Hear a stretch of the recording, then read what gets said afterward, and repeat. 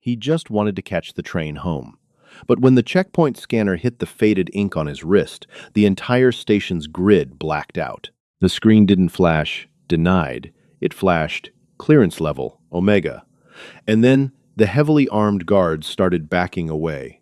Slowly. It always smelled like burnt hair and cheap copper at the end of the third shift.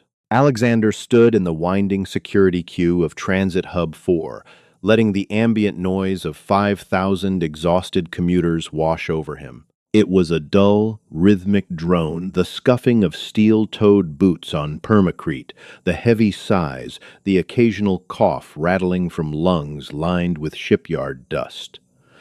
He shifted his weight, and his left knee gave its familiar, grinding pop. The joint was 70% titanium, installed 3 decades ago by a medic who hadn't slept in a week. It ached when it rained, and it ached when the station's atmospheric cyclers cranked up the humidity to suppress the ambient industrial smog. Today, it just ached because he was old. He dragged a grease-stained hand down his face, feeling the rough grit of metal shavings caught in his graying stubble. His coveralls were heavy, insulated against the hard vacuum of the outer docks, smelling fiercely of ozone and synthetic hydraulic fluid. He wanted a shower. He wanted a cup of the bitter, sludge-like coffee from the vendor near his hab block. More than anything, he wanted to sit down. Up ahead, the line stalled. Alexander leaned slightly to the side, peering past the broad shoulders of a Terran cargo hauler. The checkpoint had been changed. The old, battered archways, the ones that barely managed to detect a smuggled bottle of cheap gin, were gone. In their place stood 4 sleek, matte-black obelisks. They hummed with a low, bone-vibrating frequency. Federal Authority hardware. The Coalition was getting paranoid again. "New toys," muttered the hauler in front of Alexander, spitting a wad of synthetic chewing tobacco into a disposal chute. "Biometric deep scans. Heard they read your bone marrow." Alexander grunted, a non-committal sound originating deep in his chest. He didn't care if they read his marrow, as long as they did it quickly. As the line inched forward, the air grew colder. The new scanners were flanked by station security, not the usual bored rent-a-cops, but Federal Marines. They stood rigid, in dark gray tactical armor, visors polarized, heavy pulse rifles resting at low ready across their chests. Their presence made the air in the terminal tight, suffocating. People stopped talking. The scuffing of boots grew quieter. Alexander finally reached the front of the queue. The guard manning the terminal was young, a human kid named Jenkins, according to the Velcro patch on his chest rig. Jenkins looked nervous. A thin sheen of sweat glistened on his upper lip beneath the harsh blue glare of the overhead halogens. "Step to the line," Jenkins said, his voice cracking slightly before he cleared his throat. "Left arm extended, palm up." Alexander stepped up to the yellow tape on the floor. He unfastened the heavy Velcro cuff of his left sleeve and rolled the thick canvas up to his elbow. His forearm was a map of old violence burns, deep lacerations that had healed into thick, white keloid ridges, and the permanent discoloration of radiation scoring. And right on the inner wrist, partially obscured by a jagged scar from a plasma cutter, was a small, faded tattoo. It didn't look like much. A simple, geometric array of bars and a single, stenciled serial number. It looked like a prison brand or an old logistics barcode. He held his arm out. The cold air bit at his exposed skin. "Hold still," Jenkins muttered, bringing up a handheld scanner connected via a thick, braided cable to the main obelisk.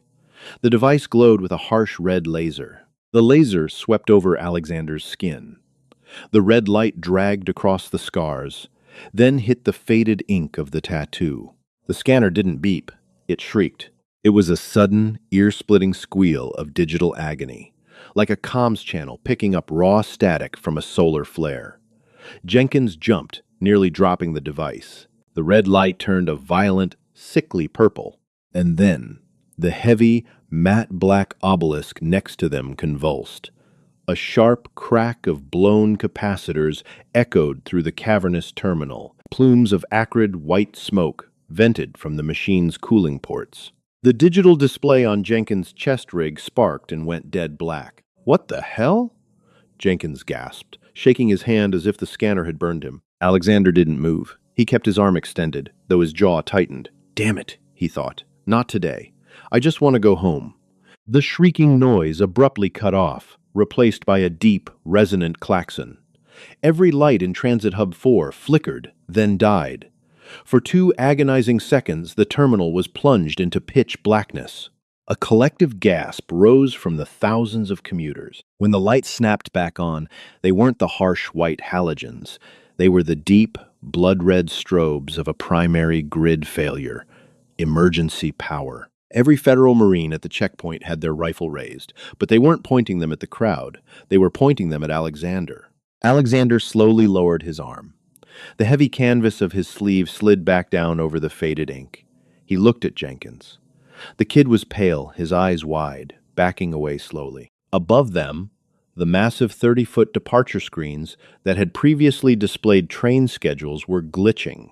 The text scrambled, numbers and letters bleeding into one another, before freezing into a single, massive block of text. The font was stark, jagged white against a black background. Security override. Military record found. Clearance level, Omega. System lock. Alexander let out a long, slow breath. The air tasted like copper. "Look," he said, his voice raspy and startlingly quiet amidst the blaring alarms. "I think your machine is broken.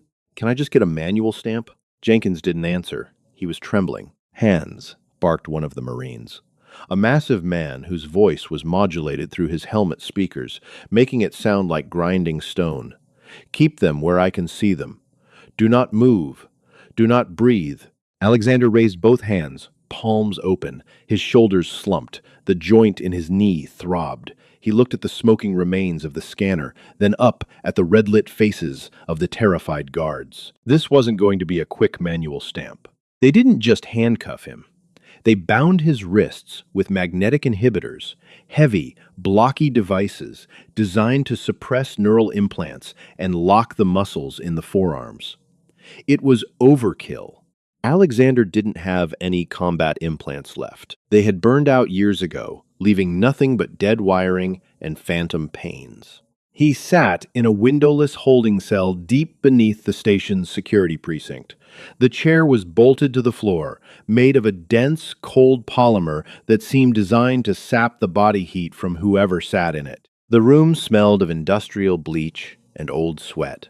A single, harsh LED strip buzzed above him, casting harsh shadows over his tired face. Alexander stared at the wall. There was a hairline fracture in the permacrete, running diagonally from the floor to the ceiling. He traced it with his eyes, counting his breaths. Inhale for 4 seconds. Hold for 4. Exhale for 4. Hold for 4. The old breathing exercise was automatic, a ghost of a past life trying to assert itself. He pushed it down. He focused on the pain in his knee instead. Pain was grounding. Pain was now. The heavy steel door slid open with a pneumatic hiss. 2 men walked in. The first was a local station investigator, a man named Hayes. Hayes wore a cheap suit that didn't hide his expanding waistline, and he carried a data pad like it was a weapon. The second man was different. He wore the crisp, dark uniform of Coalition Intelligence. No name tag, no rank insignia, just a subtle silver pin on his collar. He moved with a quiet, calculated grace. Hayes dropped a thick paper file onto the metal table between them. Smack. "Alexander Penhaligon," Hayes said. His voice was loud, attempting to project authority into the small room. Age, 62. Employed as a heavy atmosphere welder for the last 15 years. Residence, Hab Block, 44. Lower tiers, no criminal record, not even a parking ticket. Alexander didn't look at him. He kept his eyes on the crack in the wall. "Look at me when I'm talking to you," Hayes snapped. Alexander slowly shifted his gaze. His eyes were a pale, washed-out blue, surrounded by deep webbing of wrinkles and dark circles. He looked at Hayes not with defiance, but with a profound, impenetrable exhaustion. "I'm looking, investigator," Alexander said. His voice was gravelly, quiet. Hayes leaned over the table. You fried a 2 million credit piece of biometric hardware upstairs, Alexander. You blacked out a transit hub. The system says it pulled a military file, but when my techs try to access the mainframe to see what that file is, they get locked out. The whole station's central processor is caught in a loop, throwing up firewalls we didn't even know existed. Hayes tapped the datapad. So, I'm going to ask you once, what kind of slicer tech are you running in that arm? It's ink, Alexander said. Just ink. Ink doesn't crash a federal grid, Hayes shouted, his face flushing. Ink doesn't trigger an Omega-level lockdown. I don't care if you're smuggling data for the syndicates, or if you're just some anarchist with a jammer under your skin. We will cut it out of you and read it ourselves if we have to. Alexander let out a breath. He looked at the magnetic inhibitors on his wrists. The cold metal was biting into his skin. Investigator, he said softly, if you try to cut my arm open, your medics are going to have a very bad day. Not because I'll stop them, because the fail-safes embedded in that ink will detonate the residual isotopes in my marrow. It'll take off this entire level. Hayes froze. The color drained from his face, replaced by a sudden, sickly pallor. He looked at the Coalition intelligence officer, who hadn't spoken a word, hadn't even blinked. The officer finally stepped forward. He placed a gloved hand gently on Hayes' shoulder, physically moving the larger man aside. The officer sat down opposite Alexander. Up close, Alexander could smell him. Expensive cologne, starch, and the faint, coppery scent of a recent combat stim injection. The officer was wired. Mr. Penhaligon, the officer said. His voice was smooth, cultured. My name is Director Cole. Let's bypass the posturing. I know what an Omega clearance is. I know it means the file doesn't just belong to the military. It belongs to the deep archives, pre-coalition, the first contact war. Alexander closed his eyes. The buzzing of the LED light suddenly sounded very loud. You're 62, Cole continued. His eyes locked on Alexander's face, searching for a micro-expression, a tell. The first contact war ended 40 years ago. If you served, you were barely more than a child. But here is the problem, Alexander. All records from that era were integrated into the Coalition database. I have top-secret clearance. I can see the files of the Black Watch, the orbital drop shock troopers, the deep cover assassins. I can see everything. Cole leaned in, his voice dropping to a whisper. But I can't see you. The system didn't just deny me. It threatened to purge its own memory banks if I attempted to bypass the lock. Alexander opened his eyes. He met Cole's gaze. Then, leave it alone. I can't do that, Cole said softly. He reached into his pocket and pulled out a small metallic cylinder, a direct neural optic interface. The grid is down. We have thousands of people trapped in this station. Until the system resolves this security anomaly, the blast doors won't open.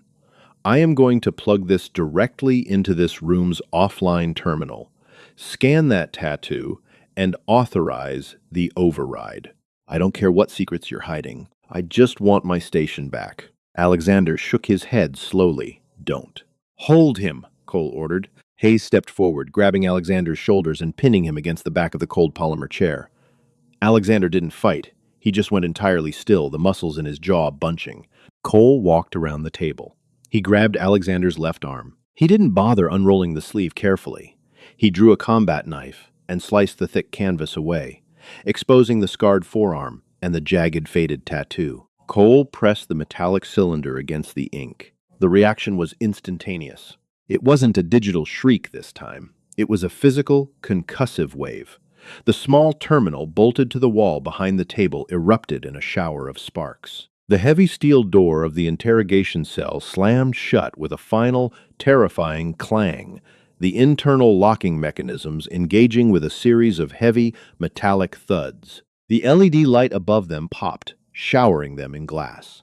The room was plunged into total darkness, save for the faint, ambient red glow filtering through the crack beneath the door. In the dark, the smell of ozone was overpowering. Director? Hayes' voice shook in the blackness. Director, what did you do? There was a heavy silence. Then, the sound of the metallic cylinder dropping from Cole's hand and rolling across the permacrete floor. The system, Cole whispered, his cultured voice cracking. It didn't just lock down the station. It just broadcast a ping. A ping to who? Hayes demanded, panic rising in his throat. Director. Alexander's voice floated through the dark. It was no longer the tired gravel of an old welder. It was flat, dead, the voice of a ghost. To the people who put the ink there, Alexander said, and they don't leave loose ends. The emergency red lighting kicked on, casting long, bloody shadows across the cramped interrogation room. Alexander remained seated, perfectly still. Hayes was backed against the wall, breathing heavily, his hands gripping the edges of his datapad like a shield. Cole stood frozen over the table, staring at the dead terminal. The silence was broken by a low, rhythmic vibration. It didn't come from the air. It came through the floor. A deep, seismic thrumming that rattled the fillings in Hayes's teeth. "What is that?" Hayes asked, his voice an octave higher than normal. "Are the atmospheric cyclers malfunctioning?" "That's not the cyclers," Cole said, his eyes wide, fixed on the steel door. "That's a heavy dropship. Magnetic landing gear coupling with the station's exterior hull." Cole turned slowly to look at Alexander. The arrogant composure of the Coalition intelligence officer was entirely gone, replaced by a cold, creeping dread. Nobody gets through the orbital defense grid that fast. Nobody. Alexander flexed his fingers against the magnetic inhibitors. The metal groaned in protest. "They didn't come from orbit," he said quietly. "They were already here. They're always here. You just don't see them." The vibration stopped. The heavy, oppressive silence returned. But it felt different now.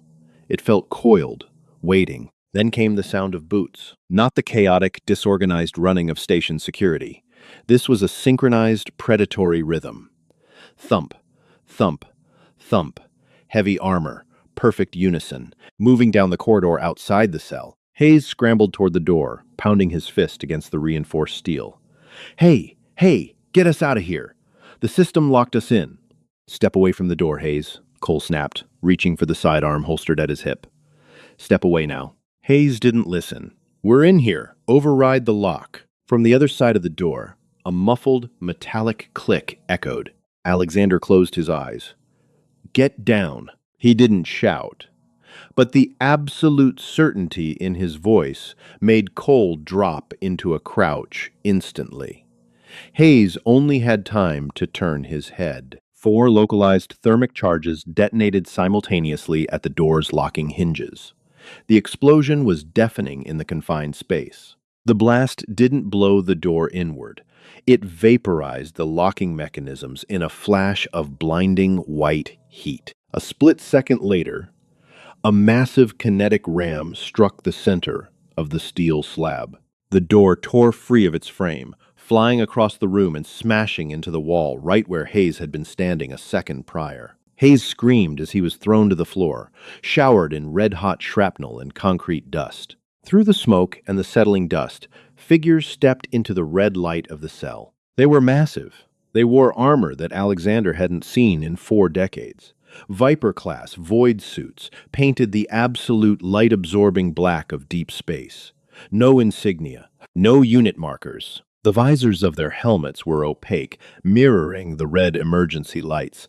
They didn't move like soldiers clearing a room. They moved like apex predators who knew the cage was already theirs. There were 4 of them.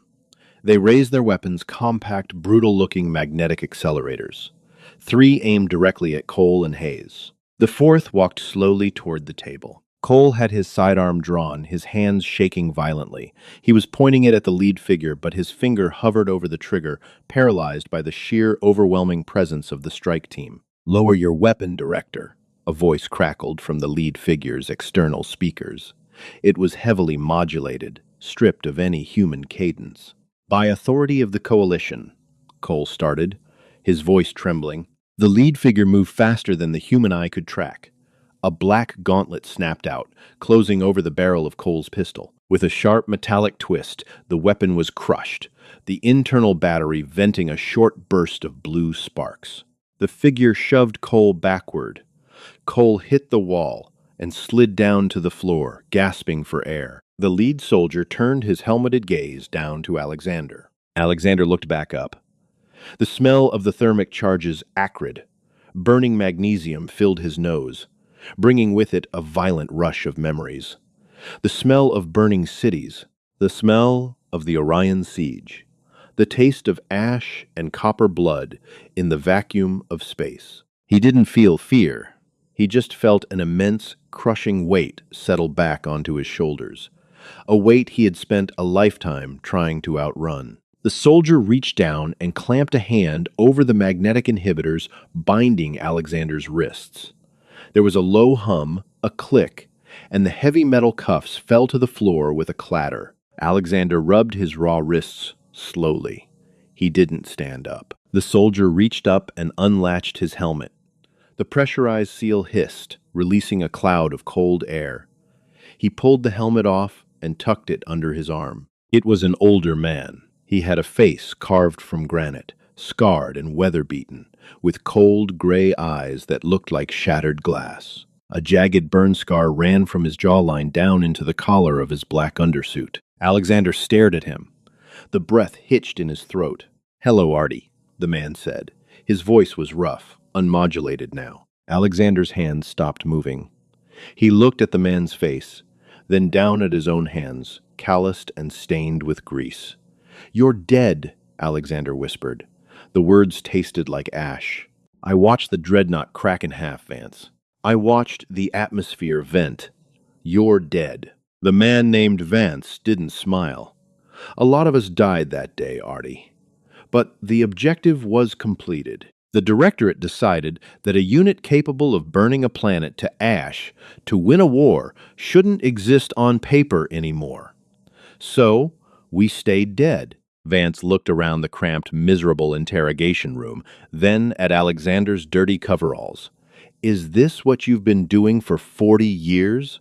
Welding struts on a civilian transit hub?" "It's quiet," Alexander said, his voice barely audible. "Nobody asks questions." Vance looked at the terrified coalition director on the floor.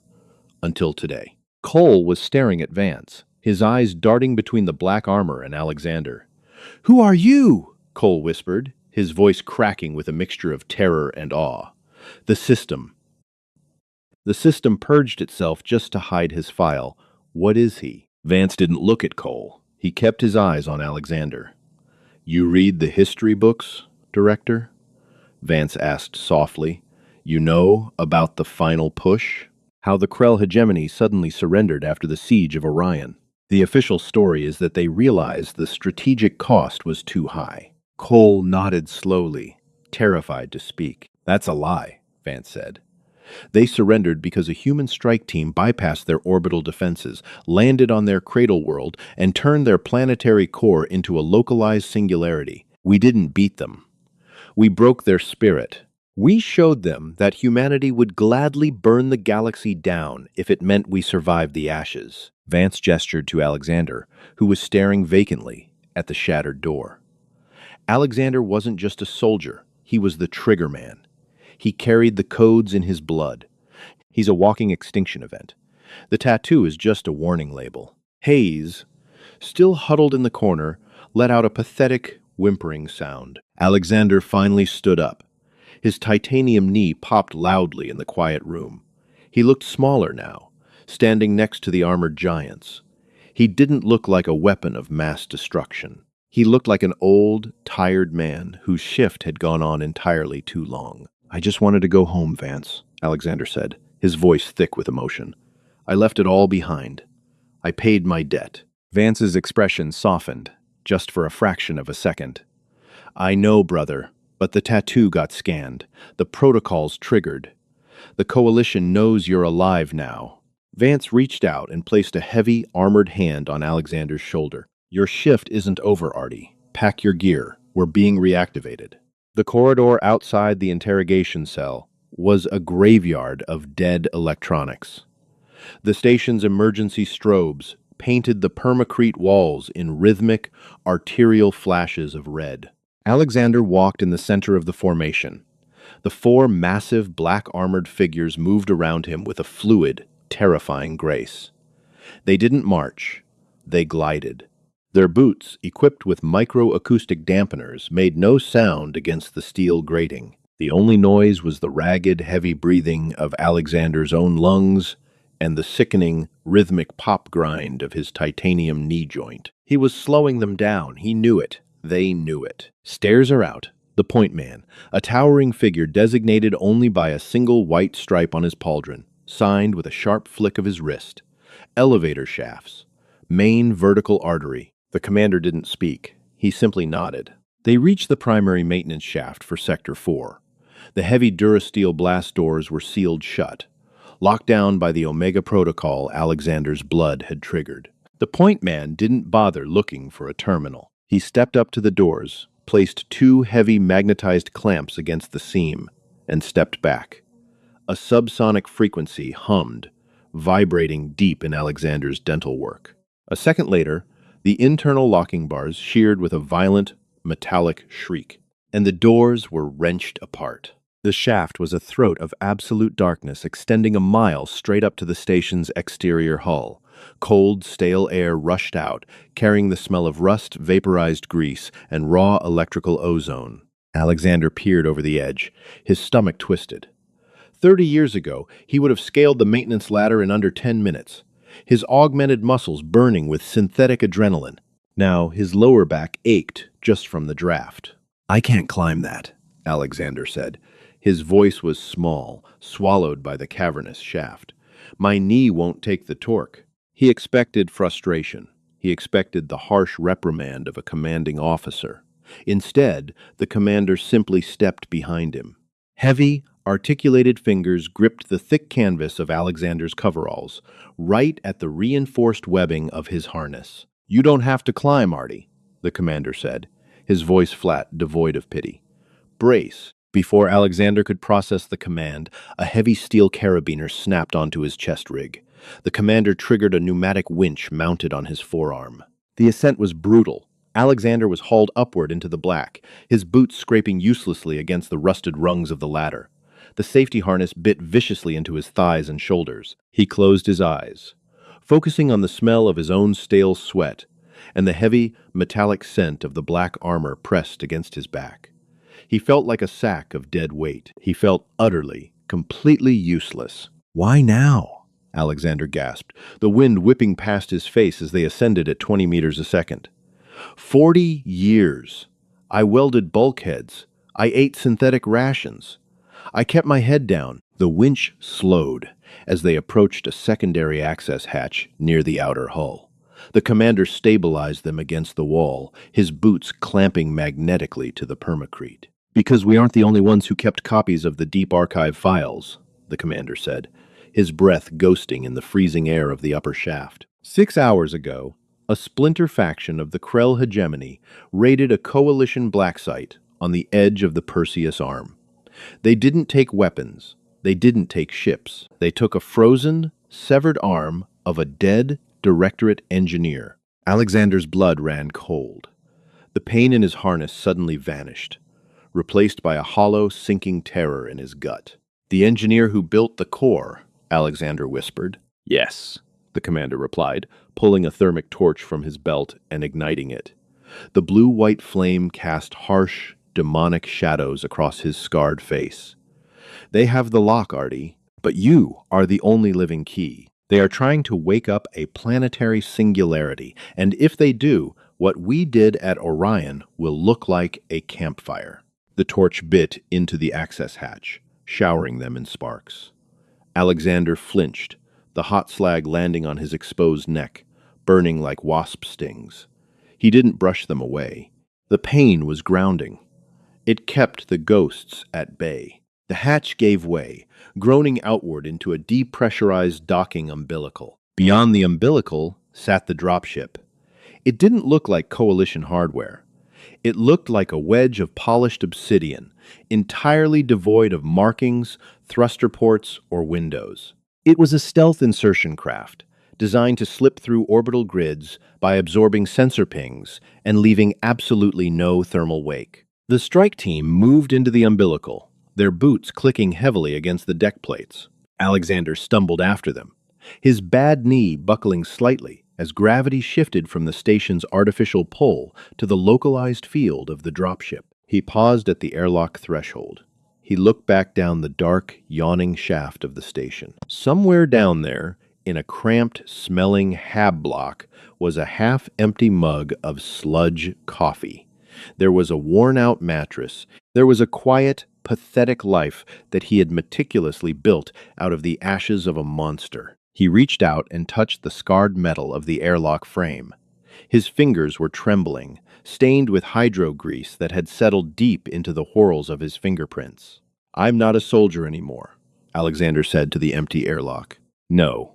A voice crackled from the dark interior of the ship. "You're the payload." Alexander stepped inside.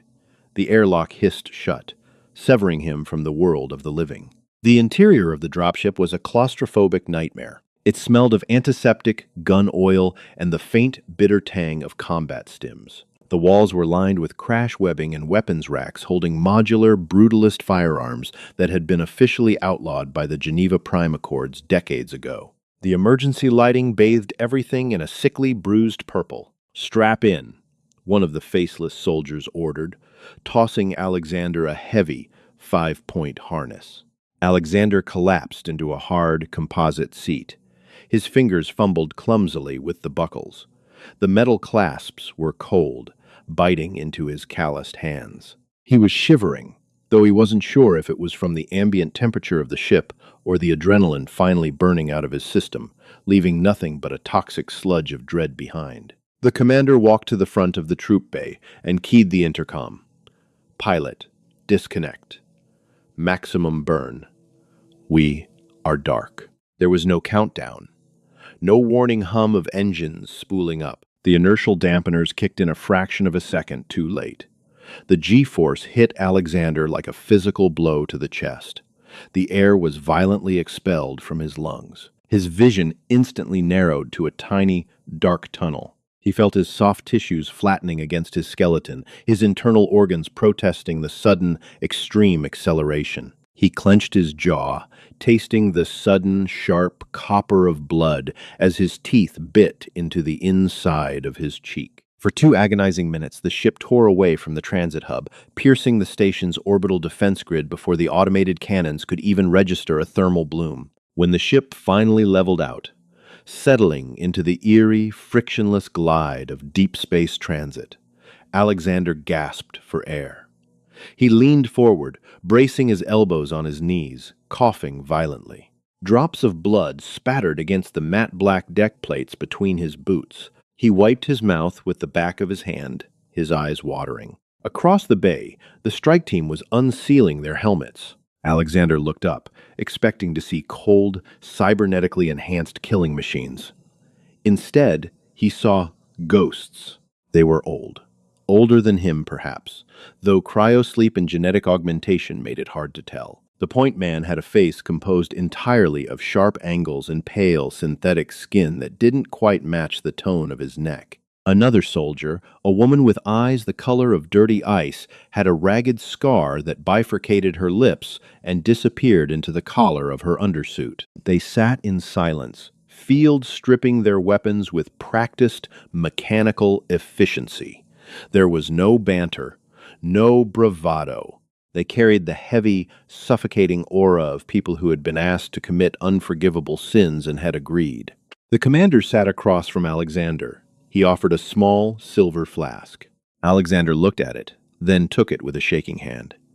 He unscrewed the cap and took a pull. It wasn't water.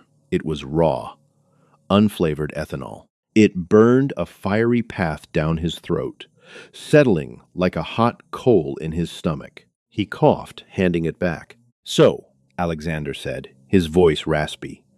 The Krell found a remnant, a piece of the Orion weapon. "Not a piece," the commander corrected, screwing the cap back on the flask. "The seed, the singularity core we used to crack their cradle world. The Coalition didn't dismantle it after the surrender." They couldn't. It was too volatile. So they buried it, put it in a deep space vault, and wiped the coordinates from every active mainframe. But not the deep archive, Alexander muttered, rubbing his eyes. No, not the deep archive. The Krell splinter cell tortured the location out of a directorate archivist. They bypassed the physical locks using the dead engineer's arm. The commander leaned forward, resting his elbows on his armored knees. But the core's arming sequence is tied to the biometric and neural signature of the original Triggerman, you. Alexander stared at his left forearm. He rolled the torn canvas sleeve up, revealing the faded geometric tattoo. The lines were blurred with age, the ink spreading slightly under the scarred tissue. It's a dead man's switch, Alexander said quietly. If they plug me in, the system arms.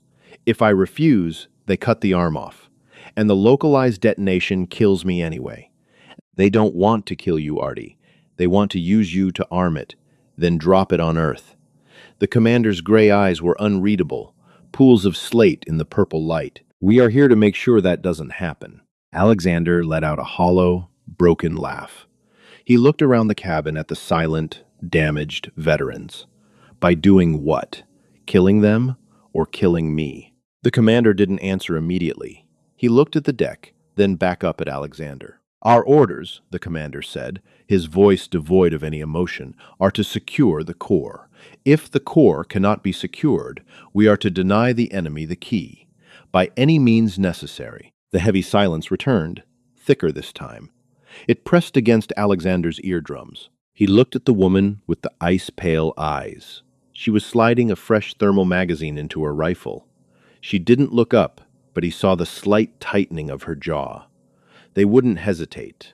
If the mission went sideways, they would put a magnetic slug through his brain and burn his corpse to ash to protect the galaxy. And the worst part was, Alexander knew they would be right to do it. He leaned his head back against the cold composite of the bulkhead. He closed his eyes. The image of the transit hub, the smell of burnt copper and heavy ozone, felt like a lifetime ago. He had spent 40 years trying to scrub the blood off his hands, trying to be a quiet, invisible gear in a massive machine. But blood didn't wash off, it just dried. How long until we reach the site? Alexander asked, keeping his eyes closed. 3 hours, the commander replied. Get some sleep, Artie.